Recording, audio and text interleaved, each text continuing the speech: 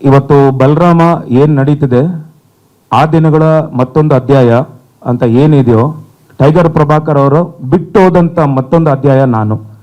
ಮಿಕ್ಕಿದವರು ಇನ್ನೂ ಎಂಡ್ ಮಾಡಿರಲಿಲ್ಲ, ಬಿಕಾಸ್ ಅವರು 52 ವರ್ಷಕ್ಕೆ ಅವರು ತೀರೋದ್ರು. ಸೊ ಇಂಡಸ್ಟ್ರಿಯಲ್ಲಿ ಭಾಳ ಭಾಳ ಭಾಳ ಇನ್ನೂ ಅವ್ರ ಕನಸುಗಳು ಭಾಳ ಇತ್ತು. ಎಲ್ಲೋ ಒಂದು ಕಡೆ ನಾನು ಇಂಡಸ್ಟ್ರಿಗೆ ಬಂದಾಗ ಎಡವ್ದೆ.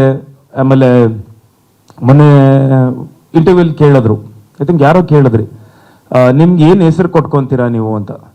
ದಾರಿ ತಪ್ಪಿದ ಮಗ ಅಂತ ನಾನು ಹೇಳಿದ್ದೆ. ಬಿಕಾಸ್ ಸ್ಟಾರ್ಟಿಂಗಲ್ಲಿ ಆ ಒಂದು ನಮ್ಮ ತಂದೆಯವರು ಏನು ಬೆಳೆದಿದ್ರು ಎಲ್ಲೋ ಒಂದು ಕಡೆ ನಾನು ಎಡವು ಬಿಟ್ಟಿದ್ದೆ.